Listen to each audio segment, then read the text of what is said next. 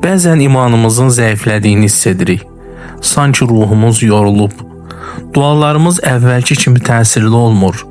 Qəlbimiz isə rahatlıq tapmır. Amma bilirsənmi, imanın gücünü hiss etmək mümkündür və bunu hər birimiz edə bilərik. Gəlin birlikdə bu barədə söhbət edək.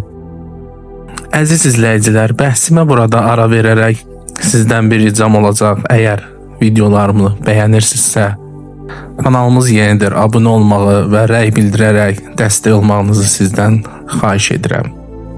İndi isə keçək söhbətimizə. Birinci məqam, Allahla ünsiyyəti gücləndir. Dostum, sənmi danışaq? Gün ərzində kimlərlə ən çox ünsiyyətdə oluruq? Telefonumuz, sosial media, dostlar. Bəs Allah, ona nə qədər vaxt ayırırıq? Hər gün qəlbini ona aç. Dua etmək sadəcə bir ritual deyil, bir ünsiyyətdir. Dua edərkən sadəcə sözləri təkrarlama.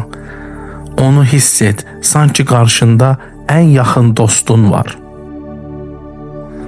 İkinci məqam, Qurana çalış, başqa gözlə bax. Düzünü de, Quran oxuyanda bəzən darıxırsanmı? Ola bilər ki, onu yalnız mükəlləfiyyət kimi oxuyursan. Amma bir anlıq düşün, əgər bu kitab məhz sənin həyatın üçün yazılmış məktub olsaydı, ayələri oxuyanda öz həyatınla əlaqələndir. Təkcə oxumaq üçün oxuma, anlamağa çalış. Üçüncü məqam, kiçik şeylərdə Allahın qüdrətini gör. İman təkcə məscidlərdə deyil, gündəlik həyatımızda da özünü göstərir. Səhər oyandığında nəfəs almaq, gözəllikləri görmək, bunların hamısı sənə verilmiş bir nemətdir. Təbiətə bax, Allahın sənə olan sevgi izlərini gör. Həyatdakı hər xırda gözəllik üçün şükür et.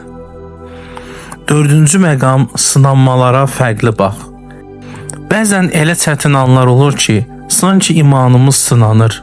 Amma düşün, bu çətinliklər bəlkə də səni daha güclü etmək üçün göndərilib. Çətinlikləri imtahan kimi yox, bir fürsət kimi gör.